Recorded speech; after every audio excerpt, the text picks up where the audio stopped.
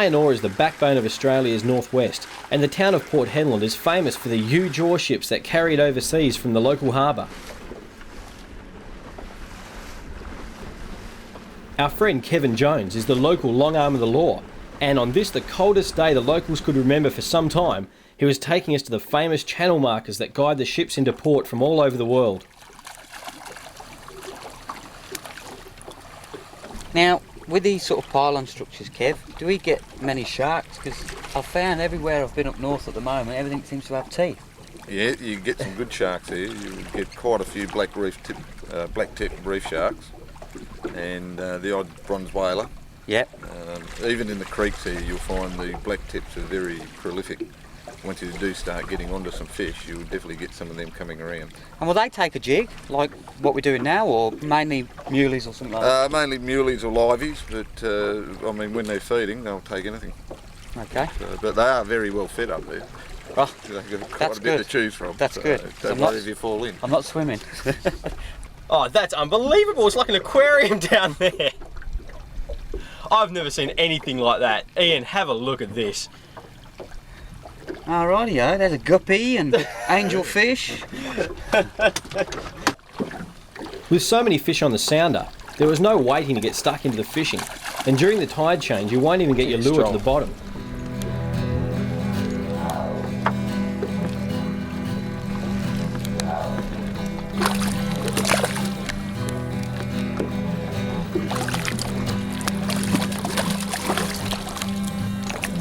These giant Trevally are the most common fish in these parts, and while only young, show you all of the power they're famous for. It's not fair that a fish this size could be so tough. But you saw there the benefit of barbless hooks. No damage done to the fish, no blood, they come straight out, and as you can see I didn't lose the fish.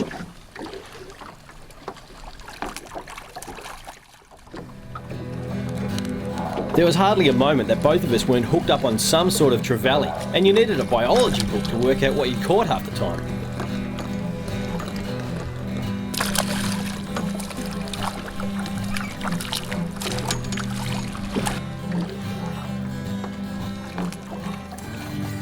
Oh, there's hundreds down there. Okay. They're slowly getting a bit bigger, and obviously on the way up they're shrinking, because this was about 20 pounds. Ian wasn't taking any chances by grabbing these fish. What a wuss. Mind you, it wasn't him that had his hands soaking in disinfectant all night after getting jabbed about 50 times the day before, so who was I to talk? Probably the biggest yet. Bigger.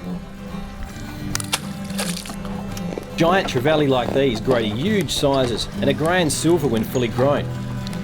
These juveniles they call brassies start off with gold fins, but you can see this one's in the process of changing. Well, there were plenty of small fish at marker 24, but Kev reckoned that all the big fish live at 14 or deeper, and, as usual, the locals are always right.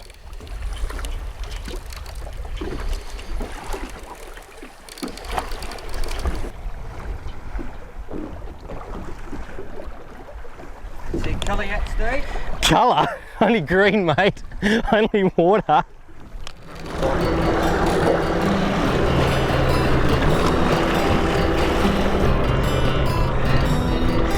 To try and take me, reverse it that way. We've pulled the anchor to get off of the pylon because he was starting to decide that it was his only chance of escape. So we've made the decision to pull the anchor up and head out into the channel where there's only sand. So now the only thing that's going to bust him off is my impatience, which could be an option. It's a big fish. At least they're in some nice water now. Now Ian's a good skipper.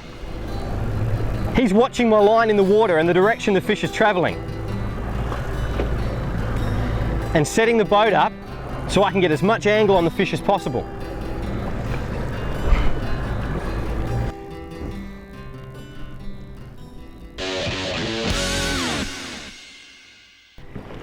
The thing about Trevally is they're a smart fighter. They don't use a huge surge and use all their energy up in the first run. They'll just go in short bursts, to let you know they're around.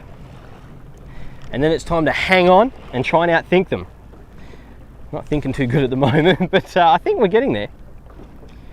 Now Ian's quite cleverly taken us out of the channel and into some shallower water, which means if the fish goes to the bottom, I've only got 12 or 11 metres instead of 20 to deal with. This is where it pays to have a skipper that's not only experienced, but willing to let you have a go at your fish.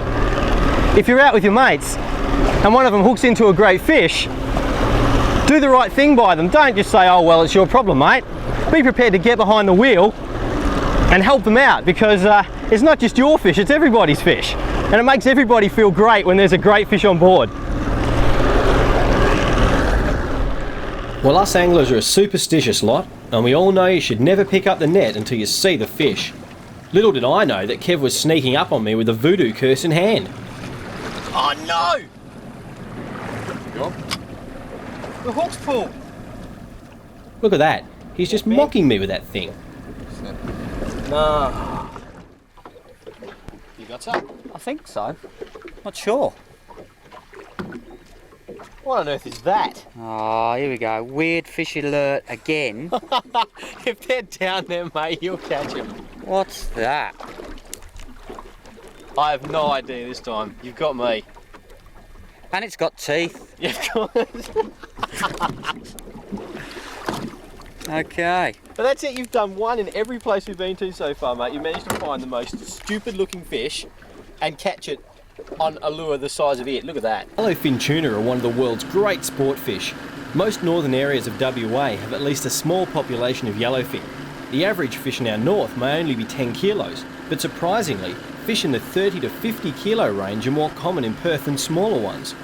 As a rule, you need to start early as you head for Rottnest Island off Perth looking for pods of dolphins. Oh, look at this.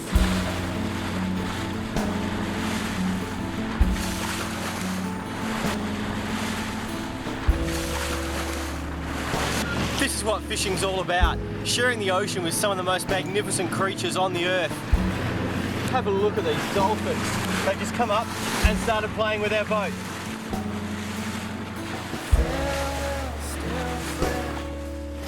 There's hundreds of them, literally hundreds. I can't believe this.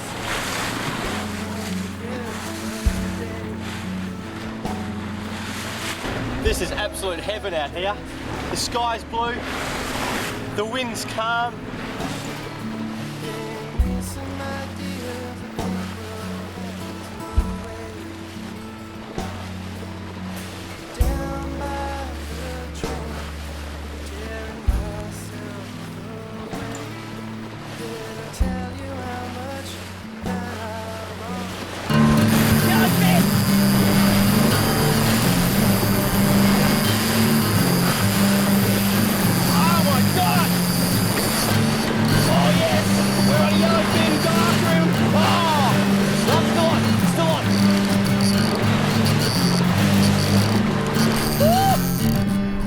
Watching the dolphins, and all of a sudden, all hell's just broken loose.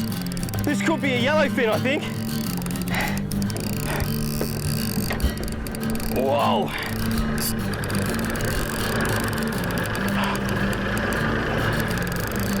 I've lost heaps of line, and it's gone down, and we're in about 200 metres of water. It's an old saying amongst wise fishermen that yellowfin tuna follow dolphin schools. That's why, even though we're admiring the beauty of the dolphins, that's enough, mate. I was running my CD18 as well. Actually, Pierce, you know what?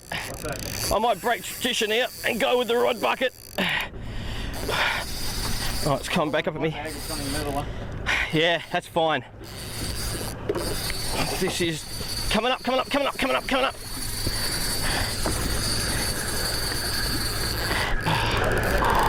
Oh, I'm glad for that.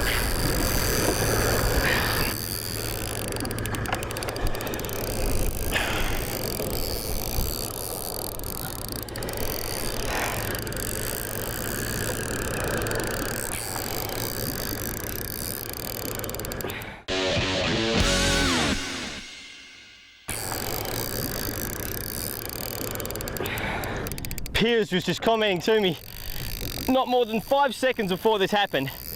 After watching those dolphins, his day was made, even if we never saw a fish. Well, we may not see this one the way it's going, but we'll give it a shot. I don't know if I'm gonna have this in me. This is possibly the biggest tuna I've ever been connected to by a long way. Forward a bit faster, mate. I don't want to lose any more line. That's it, you got him. That's enough. I think he might be tired just a little.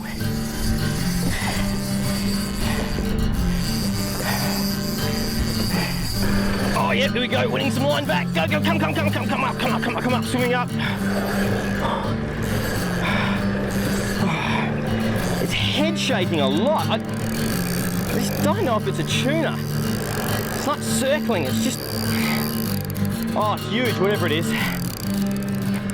Oh, gee, this is enormous. It's hit my Rapala CD18 and gone right to the bottom. We're getting some angle here, mate. Forward again. I've got him coming up for me. Oh, I didn't expect him might have this luxury, but here we go. Here we go. No! Watch that throttle there, mate. This boat's more like a sprint car. So it got 2 speeds, extremely fast and stop. And I tell you what, I like the angle we're getting on this. I've got back about 100 metres.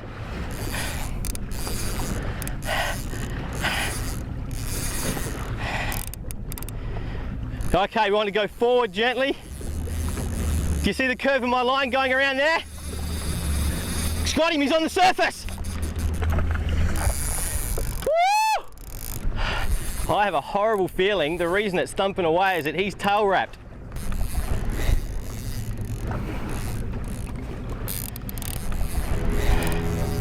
Out in front of me, you can see the weight created by this magnificent fish.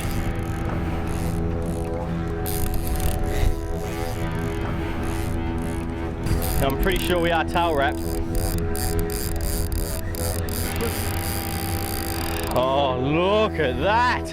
He's like a big B-52. Now, how badly is he hooked here? Well, I got the tail wrap off him. Uh-oh, that's only made him mad. Oh no, he's going deep again. Oh my goodness, no! No! Oh no! Oh, that's highly unfair. Oh, I preferred it when he was tail wrapped. Oh no!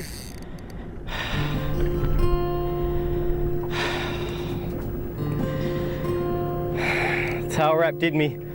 Oh, that was something else. I'm so tired.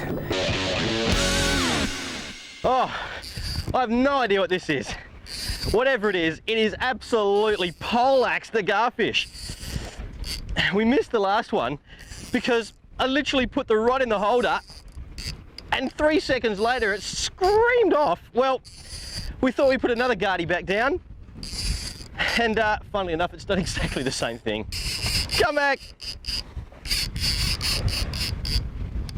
You may be copying a bit of wind noise from the mics here, and that's because it's blowing a gale. Oh, Ian, you had to say it was going to go to the front, didn't you?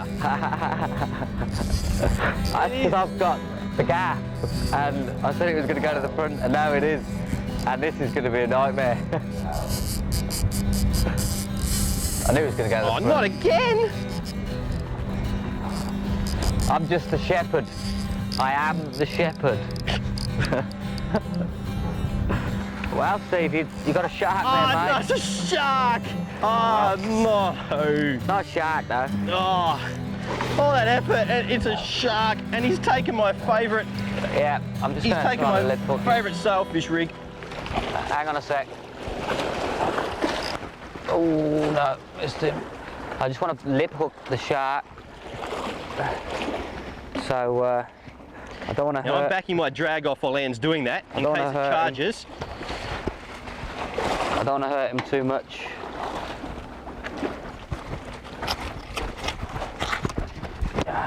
juice. Or in case he falls over. Just drag him on board, guys.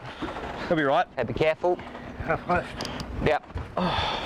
Tell you what, it's only just in there. Okay. Oh, it is only barely hooked. Look at that. All that effort and straight out comes the hook. Now, which of you brave boys is going to put him back? Oh, and you're... That's the way. That's the best way to handle a shark, folks. It's a fair bit of weight. It's on 24 kg, and the decky said it was on full drag. Rightio. Steady, steady, steady. Now, this is a good example why if you're running baits for billfish, it's always worth putting some lures back down in close or even out wide, but probably in close where they're going to not get in the way of all of the spread. Definitely. And all of the, yeah, that's right. We'll see all the fish that we're hooking, like the tunas and the mackerel and the wahoo, they're all coming on the lures that generally don't hit the baits. Hang in there, Ainsley. I'm waiting for the massage. Hang on, wait a minute. I wasn't really thinking of you. What sort of depth do we got? 40 metres, I think. 50 fathoms. Yeah. That's 100 metres, mate. Thanks. Just thought I'd like to point that out. I reckon you've probably got about 9 back though. Only 91 to go. Got 2 runs in. Oh no, mate. Let me rephrase that. Clip on the right. So what they're doing now is putting a belt around Ainsley's waist. How's that feel? Happy with that? And then clipping it onto the reel, just so he's got more leverage and his back's not hurting. Do you want it pulled in any more or not? Yes, Yeah. about there. Yeah. That's fine. This side's going to be done. Colour, mate, and that is a pretty decent shark. I haven't even seen it yet. We've got the leader up. Whoa!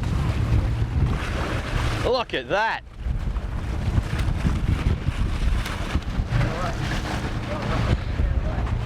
He's a shark. Yeah. Watch your toes. Well, I think I'm getting out of here. Come on. Okay. Watch my reel, watch my reel. Now, a shark this size tends to bring about a shortage of volunteers to get the lure back as a rule, but Trav the Decky just gives them the big sumo treatment and they're going nowhere. He is Captain Rodeo.